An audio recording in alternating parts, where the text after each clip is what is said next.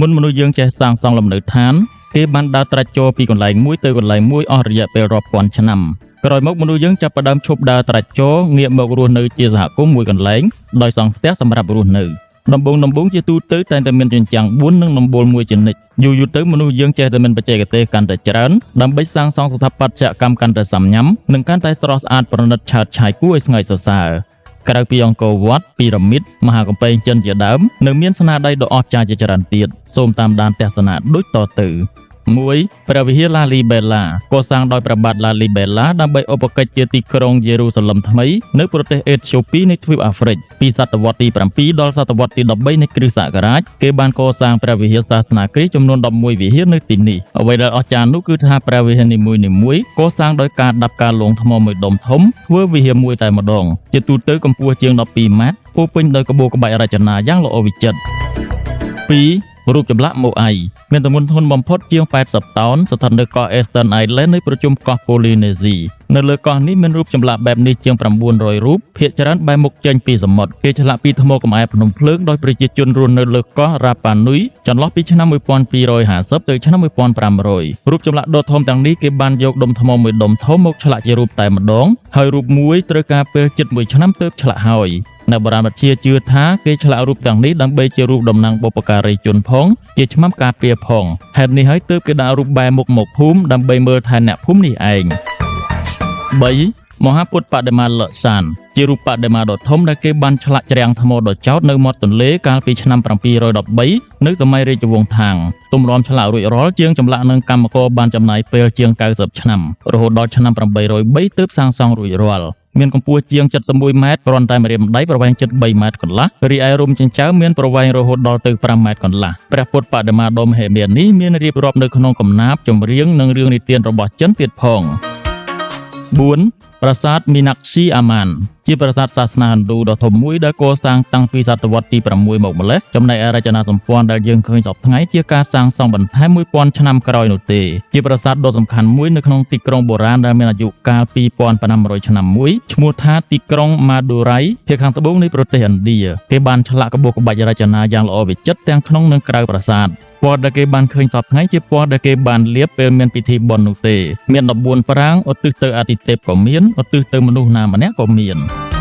5. អគារ Opera House នៅ Sydney លោក John Hudson ជាស្ថាបត្យករដែលបានគូរប្លង់អគារដ៏ល្បីល្បាញមួយនេះលោកបាននឹកឃើញទម្រង់ដំបូលបែបនេះនៅពេលគាត់កំពុងហូបផ្លែក្រូចរីឯទម្រង់អគារទាំងមូលគឺប្រៀបដូចជាស្គីយ៉ាក់មួយអណ្ដែតនៅមាត់សមុទ្រគេតែងតែរៀបចំការសម្ដែងនានាខ្ទង់1500ដងក្នុងមួយឆ្នាំអគារនៅប្រទេសអូស្ត្រាលីមួយនេះជាអគារដ៏ល្បីល្បាញមួយទូទាំងពិភពលោក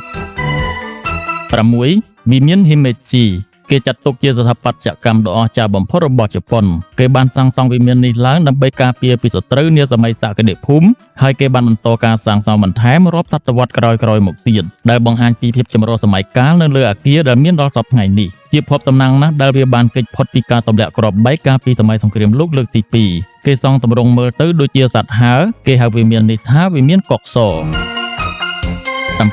ព្រះវិហារអុកតូដុកសាប៊ូរវ៉ាស៊ីលីយ៉ាស្ថិតនៅប្រទេសរុស្ស៊ីជាវិហារដែលបានក្លាយជានិមិត្តសញ្ញាមួយរបស់រុស្ស៊ីទៅហើយមានពណ៌ចម្រុះស្រស់ឆើតឆាយដំបូលខាងលើមានរាងដូចជាខ្ទឹមបារាំងស្ថិតនៅក្នុងទីក្រុងមូស្គូកសាងនៅឆ្នាំ1555ដល់ឆ្នាំ1561ដោយព្រះអង្គម្ចាស់អ៊ីវ៉ាន់ទី4វ៉ាស៊ីលីយេវិកជាស្ថាបត្យកម្មដែលមានរចនាបថចម្លែកខុសពីសំណង់អគារនានាទូទាំងប្រទេសរុស្ស៊ី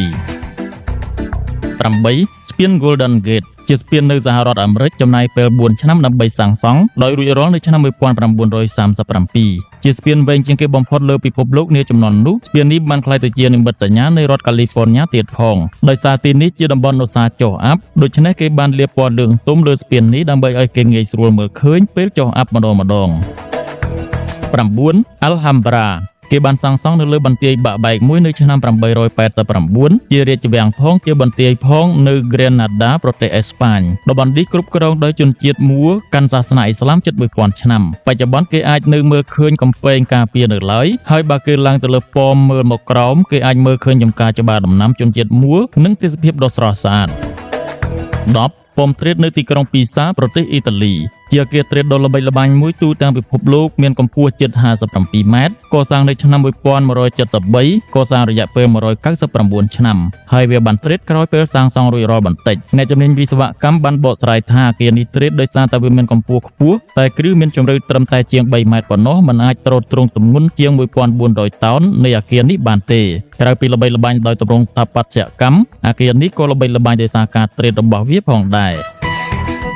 11ប៉មតួ Eiffel ដាក់ឈ្មោះតាមវិស្វករលោក Gustave Eiffel ជានិមិត្តសញ្ញាមួយនៅទីក្រុងប៉ារីសប្រទេសបារាំងគេបានកសាងពីឆ្នាំ1887ដល់ឆ្នាំ1889ប៉មនេះមានកម្ពស់324ម៉ែត្រជាប៉មដែលខ្ពស់បំផុតលើពិភពលោកនាសម័យនោះរហូតដល់បច្ចុប្បន្ននេះវាជាស្នាដៃដ៏អស្ចារ្យដែលមនុស្សយើងបានសាងសង់ពេលយើងឡើងទៅលើប៉មនេះយើងនឹងភ្ញាក់ផ្អើលដោយសារការមើលឃើញទិដ្ឋភាពផ្លូវខ្វាត់ខ្វែងនិងលំនៅឋានរបស់អ្នកស្រុកប៉ារីស12ភោជនីយដ្ឋាន Abu Simbel ស្ថិតនៅក្នុងចំណោមភោជនីយដ្ឋានជាទីសក្ការៈនានារបស់អេស៊ីបមានប្រាសាទឆ្លាក់ពីថ្មធំៗពីរនៅខាងលិចមាត់បឹង Nasser ក្នុងរជ្ជកាលព្រះចៅអធិរាជ Pharaoh Ramses ទី2កាលពីសតវត្សទី3មុនគ្រិស្តសករាជដោយទ្រង់បានបញ្ជាឲ្យគេឆ្លាក់រូបព្រះអង្គនិងព្រះមហេសី Nefertari នៅខាងក្នុងប្រាសាទមានឆ្លាក់រូបវីរភាពដឹកនាំរបស់ព្រះចៅអធិរាជព្រមទាំងមានរូបចម្បាំងផង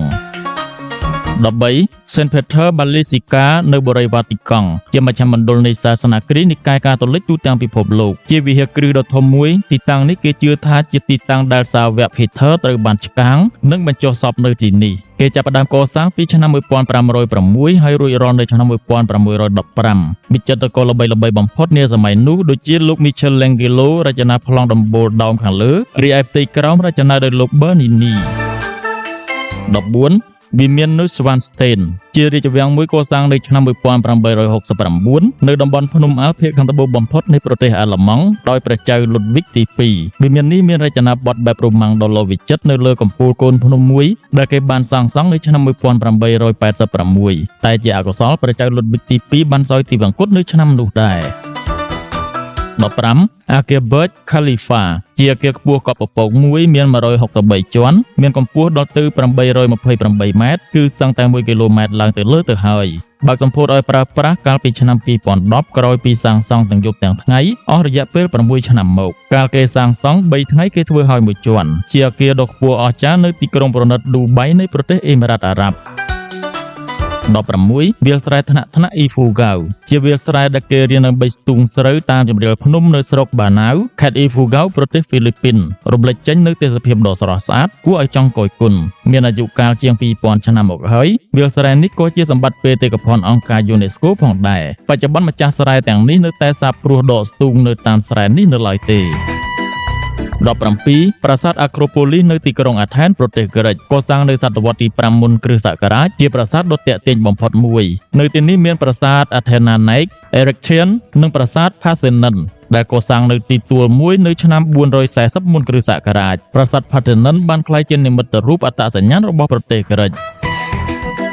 18ប្រាសាទ Baalbek គេធ្លាប់បានហៅតំបន់ប្រាសាទនេះថាជាទីក្រុងព្រះអាទិត្យទៀតផងជាក្រុមប្រាសាទកាលពីសម័យចក្រភពរ៉ូមដ៏ធំធេងក្នុងចំណោមប្រាសាទទាំងនោះមានប្រាសាទធំពីរគឺប្រាសាទ Bacchus និងប្រាសាទ Jupiter ប្រាសាទ Jupiter មានសសរធំចំនួន54ដើមមួយដើមមានកម្ពស់21ម៉ែត្រប្រាសាទ Bacchus កសាងនៅឆ្នាំ1500ទោះបីជាមានអ្នកលួចយកថ្មជាច្រើនទៅប្រើប្រាស់ក្នុងការងារសំណង់ក្តីក៏ប្រាសាទនេះនៅតែដើរតួជាបុរាណដ្ឋានដ៏ទាក់ទាញមួយរបស់ប្រទេសលីបង់19ប្រាសាទ Borobudur នៃប្រទេសឥណ្ឌូនេស៊ីកសាងឡើងនាសតវត្សទី9ដោយថ្មជាង2លានដុំជាសំណង់ស្ថាបត្យកម្មឧទ្ទិសដល់ព្រះពុទ្ធសាសនាធំជាងគេបង្អស់លើលោកដែលសង់ជារាងពីរ៉ាមីតមាន3ថ្នាក់តំណាងឲ្យអនិច្ចំទុក្ខំអនត្តាមានស្ទូបជាង2000និងពុទ្ធរូប500អង្គដ៏ល្អវិចិត្រជាប្រាសាទដ៏ល្បីល្បាញមួយជាពិសេសគេទៅមើលថ្ងៃរះនៅលើប្រាសាទនេះ20 Chichen Itza មានពីរ៉ាមីតកសាងដោយជនជាតិម៉ាយ៉ានៅឆ្នាំ600នៃគ្រិស្តសករាជនៅប្រទេសមិចស៊ិកគេបានបោះបង់ចោលនៅឆ្នាំ1221នៅពេលដែលតំបន់ម៉ាយ៉ាប៉ាន់ក្លាយជារាជធានីថ្មីមានពីរ៉ាមីតមួយឈ្មោះថា Kukulkan ដែលមានជណ្ដើរធំ4តំណាងឲ្យត្រីវិស័យនិងកាំទាំង365តំណាងឲ្យថ្ងៃក្នុងមួយឆ្នាំនៅរដូវផ្ការីកនិងរដូវស្លឹកឈើជ្រុះនៅពេលថ្ងៃនិងយប់ស្មើគ្នាគេអាចឃើញថ្ងៃរះចំកណ្ដាលកំពូលប្រាសាទនេះវាក៏ល្បីថាជាប្រាសាទបូជាមនុស្សទាំងរស់ផងដែរ 21 មហាកំពែងចិនជាកំពែងយ៉ាងវែងកាត់ខេត្តនិងតំបន់រដ្ឋបាលពិសេសចំនួន15ខេត្តជាកំពែងឬជញ្ជាំងការពារក្រុងវែងបំផុតលើផែនដីដែលមនុស្សលោកយើងបានសាងសង់កសាងដោយរាជវង្សចិន4រាជវង្សដើម្បីការពារពីបរទេសឈ្លានពានបច្ចុប្បន្នមហាកំពែងមានអាយុកាលជាង2000ឆ្នាំហើយមានកន្លែងខ្លះបានបាក់បែកបើបងប្អូនចង់ដើរពីដើមទីដល់ចុងបំផុតនៃមហាកំពែងនេះត្រូវចំណាយពេល1ឆ្នាំកន្លះឬ18ខែនោះទើបដើរផុត22 Chris the Redeemer កសាងនៅលើភ្នំកម្ពស់ជាង700ម៉ែត្រជាចម្លាក់ដែលមានគេស្គាល់ច្រើនបំផុតពីប្រទេសប្រេស៊ីលនៅទីក្រុង Rio de Janeiro កសាងនៅឆ្នាំ1922ជារូបព្រះយេស៊ូវមានកម្ពស់30ម៉ែត្រទាំងជើងតម្រូវផងចំណែកឯដៃលាតសន្ធឹងប្រវែង28ម៉ែត្រកាលពីមុនដើម្បីទៅដល់ទីដែលតម្កល់រូបព្រះយេស៊ូវនេះបានគេត្រូវការឡើងតាមជណ្ដើររាប់រយកាំតែបច្ចុប្បន្ននេះគេបានបំពាក់ជណ្ដើរយន្តរួចហើយដើម្បីសម្រួលដល់ភ្ញៀវទេសចរ23 Machu Picchu ជាទីតាំងមួយដែលបង្ហាញពីភាពស៊ីវិល័យរបស់ជនជាតិអង្កាមុនប្រទេសអេស្ប៉ាញទៅដល់មានទីតាំងនៅតំបន់ Peruvian Andes ប្រទេសប៉េរូជារាជវាំងរបស់ព្រះរាជាផងជាបន្ទាយនិងជាទីសក្ការៈផ្នែកសាសនាដែលគេបានយកមនុស្សទៅបូជាសម្រាប់អាទិទេពដើម្បីសុំសេចក្តីសុខផងគេបានបោះបង់ទីនេះចោលនៅពេលដែលមានចម្បាំងជាមួយប្រទេសអេស្ប៉ាញគេបានសាងសង់ពីថ្មតម្រៀបគ្នាបង្កើតបានជាស្ថាបត្យកម្មដ៏ទាក់ទាញមួយ24 វិហារ Hagia Sophia មានអាយុកាលជិត1000ឆ្នាំមកហើយជាវិហារសាសនាគ្រីស្ទនិកាយអុកតូដុកដ៏ធំបំផុតមានរចនាបថស្ថាបត្យកម្មដ៏អស្ចារ្យមួយដើមឡើយគេបានសាងសង់សំណង់មួយតាំងពីឆ្នាំ537នៅទីក្រុងអ៊ីស្តានប៊ូលប្រទេសទួរគីហើយនៅឆ្នាំ1453វិហារ Hagia Sophia បានក្លាយជាវិហារអ៊ីស្លាមរបស់អាណាចក្រអូតូម៉ង់ហើយបច្ចុប្បន្ននេះបានក្លាយជាសារមន្ទីរសម្រាប់គ្រប់ជំនឿសាសនាទាំងអស់ទៅទស្សនា25រូបសំណាកនៃសេរីភាពជាចំនួនពីប្រទេសបារាំងឈរនៅលើកោះសេរីភាពនៅសហរដ្ឋអាមេរិកជានិមិត្តសញ្ញាដ៏ល្បីល្បាញទូទាំងពិភពលោកគេបានសាងសង់រួចរាល់នៅឆ្នាំ1884នៅប្រទេសបារាំងហើយបានទៅដល់សហរដ្ឋអាមេរិកនៅក្រោយនោះមួយឆ្នាំពីឆ្នាំ1886វាជារូបសំណាកតែមួយគត់ដែលគេអាចមើលឃើញនៅសហរដ្ឋអាមេរិកមានកម្ពស់ជាង90ម៉ែត្រគេអាចឡើងលើរូបសំណាកនេះដើម្បីមើលទេសភាពនៅទីក្រុងជុំវិញនោះបាន26ស្ពានធូគឿឬស្ពានប៉ៃផានចាំងជាស្ពានខ្សែកាបមួយស្ថិតនៅព្រំប្រទល់ខេត្តគួយជូវនិងខេត្តយូណានប្រទេសចិនជាស្ពានខ្ពស់បំផុតលើពិភពលោកដែលមានកម្ពស់565ម៉ែត្រពីលើទន្លេប៉ៃផានចាំងកម្ពស់នេះស្មើនឹងអគារខ្ពស់200ជាន់ពីដើមឡើយខេត្តទាំងពីរនេះមានការលំបាកក្នុងការធ្វើដំណើរខ្លាំងណាស់តែក្រោយស្ពានប្រវែង1341ម៉ែត្រនេះសាងសង់រួចរាល់ប្រជាជននៅខេត្តទាំងពីរអាចឆ្លងទៅឆ្លងមកដោយងាយស្រួលជាទីបំផុត27ភ្នំ Mount Rushmore សហរដ្ឋអាមេរិកគេបានឆ្លាក់រូបមុខប្រធានាធិបតី4រូបរបស់សហរដ្ឋអាមេរិកគឺលោក George Washington, Thomas Jefferson, Theodore Roosevelt និងលោក Abraham Lincoln មានកម្ពស់18ម៉ែត្រគេបានឆ្លាក់ពីឆ្នាំ1927ដល់ឆ្នាំ1941 28គំនូរ Nazca Lines ជាគំនូរធំនៅលើវាលខ្សាច់ Nazca ភាគខាងត្បូងប្រទេសប៉េរូគំនូរខ្លះគូរតាំងពីឆ្នាំ400ទៅឆ្នាំ200មុនគ្រិស្តសករាជខ្លះគូរនៅឆ្នាំ500នៃគ្រិស្តសករាជគេគូររូបសត្វស្វាបក្សីពីងពាងធំខ្លះគូររូបធរណីមាត្រដូចជាការ៉េចតុកោណរង្វង់ជាដើមហើយគំនូរខ្លះមានទំហំប៉ុនតារាងបាល់ទាត់ក៏មានដែរកាលពីឆ្នាំ2019អ្នកវិទ្យាសាស្ត្រជប៉ុនបានជឿថាគេគូររូបបែបនេះនៅចំនួននោះដើម្បីបន់ស្រន់សូមឲ្យមានភ្លៀងធ្លាក់ដោយសារនៅតំបន់នេះជាតំបន់ខ្សត់ភ្លៀងបំផុតនៅទ្វីបអាមេរិកខាងត្បូងហើយដោយសារតែខ្សត់ភ្លៀងនេះហើយទើបគំនូរនេះនៅមានវត្តមានរាប់ពាន់ឆ្នាំបាន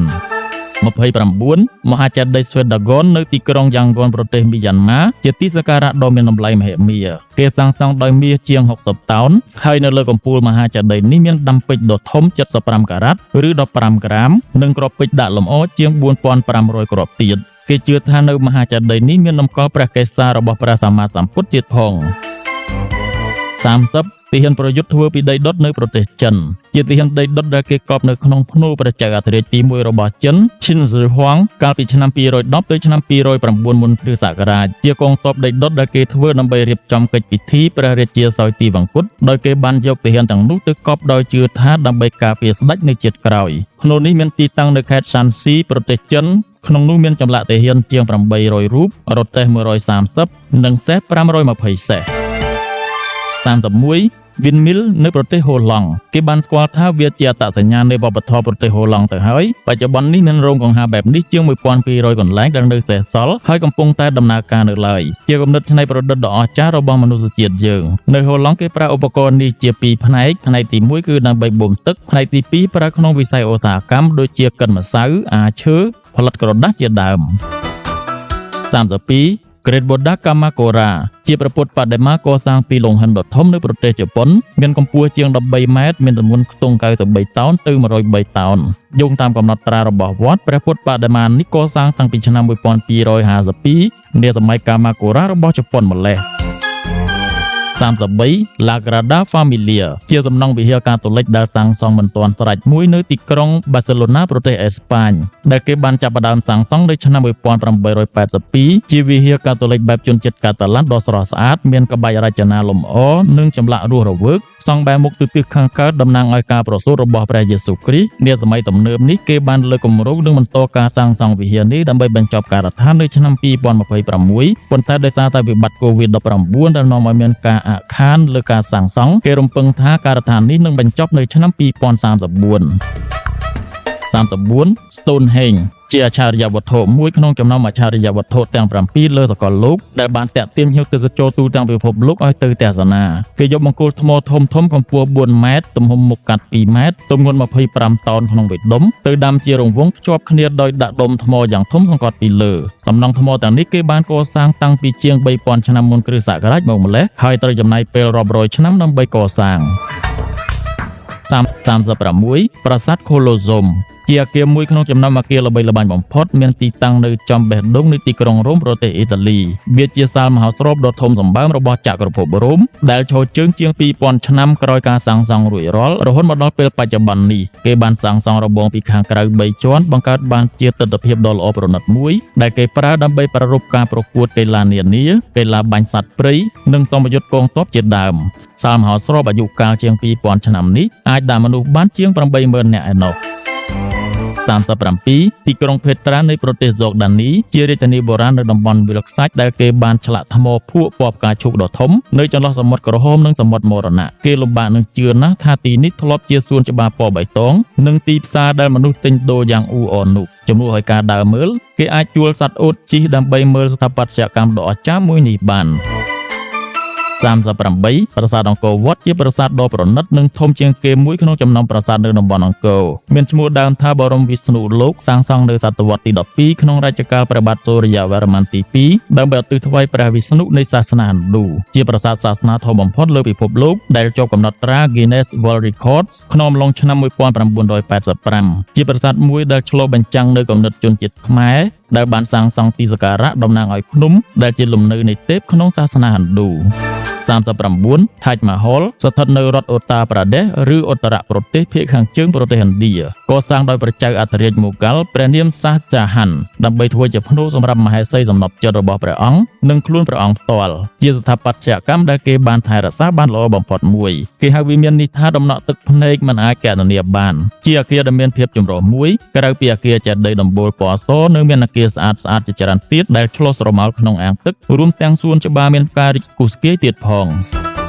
40 ពីរ៉ាមីតនៅហ្គីហ្សាជាសំណង់ស្ថាបត្យកម្មដ៏ល្បីល្បាញបំផុតមួយនៅលើពិភពលោកនៅទីក្រុងគៀប្រទេសអេស៊ីបដែលគេអាចមើលឃើញវាលខ្សាច់ដ៏ធំល្វឹងល្វើយដាច់កន្ទុយភ្នែកពីរ៉ាមីតនៅហ្គីហ្សាកសាងឆ្លងកាត់រាជវង្ស3ជំនាន់ដោយចាប់ផ្ដើមពីព្រះចៅផារ៉ាអូនៃរាជវង្សទី4នាសម័យបុរាណពីរ៉ាមីតគូហ្វូជាពីរ៉ាមីតចាស់បំផុតហើយជាអច្ឆរិយវត្ថុទាំង7របស់ពិភពលោកមានកម្ពស់ជាង